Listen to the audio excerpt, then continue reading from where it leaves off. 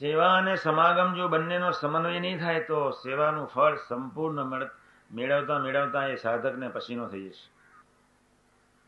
અક્ષરનો અનાદિ મહામુક્ત હોય પણ જો એને અહીંયા એવા ટોપ ભગવદીનો યોગ ન હોય તો બી આ લોક જ એવો છે કે જળ સંજ્ઞાને પામતા ને વાર ન લાગે. ગુણ ગાવાથી જીવ બ્રહ્મરૂપ થાય.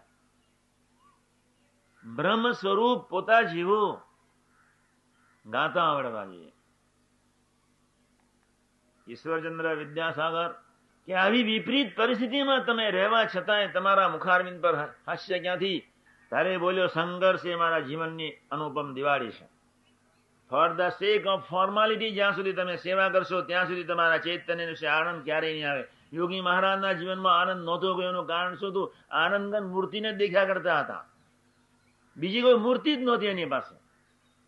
તમારું વિઝન તમે જ્યાં રહો છો ત્યાં 10 જણની વચ્ચે જ બદલો, અને એ વિઝન છે પ્રભુના સંબંધવાળી દ્રષ્ટિ. ભક્તો કેવળ બ્રહ્મની જ મૂર્તિ. કાર્યની 8 ને મધ્ય 42 વતનાન વાંચ્યું તો સ્વતંત્રપણે અક્ષરધામના મુક્તોને અક્ષરધામ સોતા લીન કરી નાખે એની તાકાત. અક્ષરના અનાદિ અનંત મુક્તોને અને અક્ષર બ્રહ્મને એક જ સેકન્ડના લાખમાં ભાગમાં લય કરીને સ્વતંત્રપણે અનંતને ધારણ કરવાની સમ્રાટ સગુણ અને નિર્ગુણ ઐશ્વર્ય સહજાનંદની કલ્પના અતીત અવસ્થા છે. જેમ જેમ નિષ્ઠા પાકી થતી જશે, જેમ જેમ પ્રીતિ વધતી જશે, તેમ તેમ ઇન્દ્રિયો અંતઃકરણ દેહના ભાવ છોડશે. આ વાતને આજે સમજીએ 50 વર્ષ પછી, 50 લાખ વર્ષ પછી. જો આત્મા દેહના આકારે જ હોય તો આત્મા સંતના આકારે કેમ નહીં? પ્રશ્ન છે. અને એટલે દરરોજ નિરંતર પ્રાર્થના કરવાની છે, આવા કોક પ્રભુના સંબંધથી હું સેવા કરી લઉં, પ્રભુની ભાવથી સેવા કરી લઉં, ભગવાન પ્રભુની પ્રસન્નતાને અર્થે સેવા કરી લઉં, પ્રભુના ખરેખરા દીકરા થવાને અર્થે સેવા કરી લઉં. આજુબાજુ મારો રાજી થાય કે ન થાય એની મને કોઈ ચિંતા નથી, મારું મન રાજી થાય કે ન થાય એની મને ચિંતા નથી.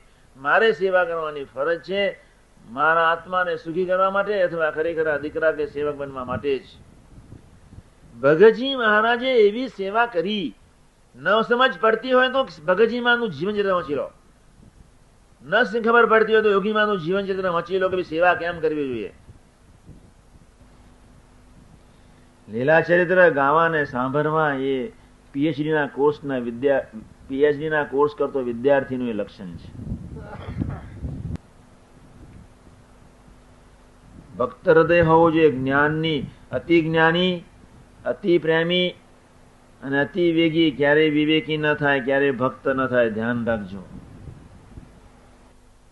કે તમે બીજામાં દેહભાવ જોશો તો તમારો દેહભાવ ક્યારેય નથી નીકળવાનો, અને તમે બીજાને દેહભાવથી પર જોશો એટલે તમારો દેહભાવ ઓટોમેટિક જવાનો છે.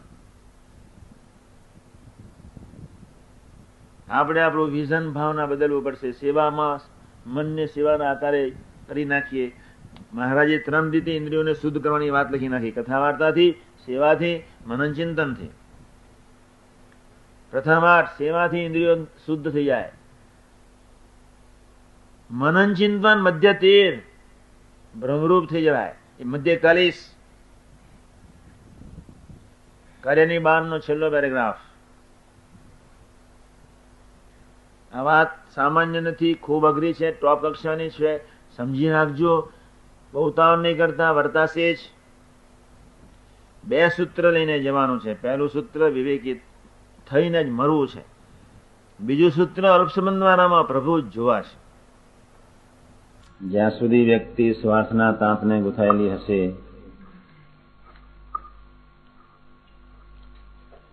જ્યાં સુધી વ્યક્તિ અરસપરસ કોક રાગી કરીને ગૂંથાયેલી હશે,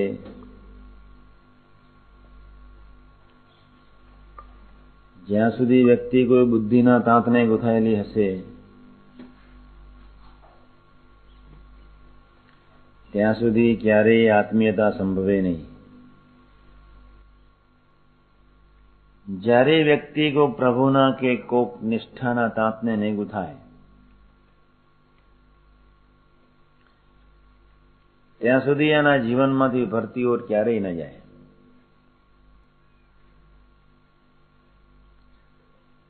જેના ચૈતન્યની વિશે જેટલી નિષ્ઠા પાકી,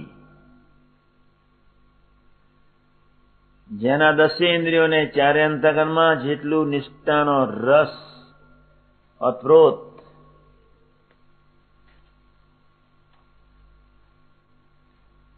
તેટલો જે સેવક સુખ, શાંતિ અને આનંદ મેળવી શકશે. ખરેખર સ્વરૂપ નિષ્ઠા હોય તો સ્વરૂપ એનું જીવન બને, સ્વરૂપ એનું ધ્યેય બને, સ્વરૂપ એનો આકાર બને. સ્વરૂપ સિવાય કોઈ ચીજ એને ગમે નહીં.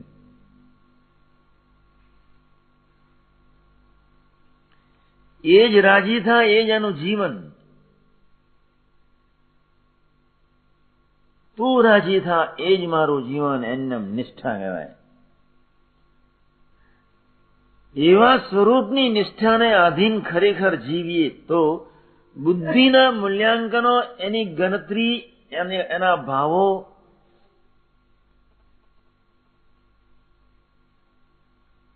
આધ્યાત્મિક માર્ગમાં એ આત્મબુદ્ધિ અને પ્રીતિના સમાજમાં ક્યારેય કિંચિત ટકતા નથી. નોંધી લેજો. જ્યાં સુધી બુદ્ધિની ગણતરી છે, આત્મીયતા નથી. જ્યાં સુધી બુદ્ધિના મૂલ્યાંકનો છે, આત્મીયતા નથી. જ્યાં સુધી બુદ્ધિથી જ દર્શન થાય છે, આત્મીયતા નથી. જ્યાં સુધી બુદ્ધિના દોરેલા દોરાવ છો, આત્મીયતા નથી. હું સ્વરૂપનો, પ્રભુનો, સૌ પ્રભુના, એ ગાંઠ, એ કડી, એ નિષ્ઠા, એ પ્રીતિ તમારી જેટલી મજબૂત, તેટલી જ તમારા ચૈતન્યને છે આત્મીયતાનો આનંદ તમે માણી શકશો, અનુભવી શકશો. ખરેખરી નિષ્ઠા હોય તો એ સ્વરૂપ હિતકારીને મંગલકારી જ મનાય. તું જે કરું છું વ્યવસ્થિત, બસ. પ્રભુ જે પરિસ્થિતિમાં આપણને રાખે એ પરિસ્થિતિનો સહજ સ્વીકાર, એ પરિસ્થિતિ સહજ ગમે. એ પરિસ્થિતિને ક્યારેય બુદ્ધિથી ન મૂલવીએ.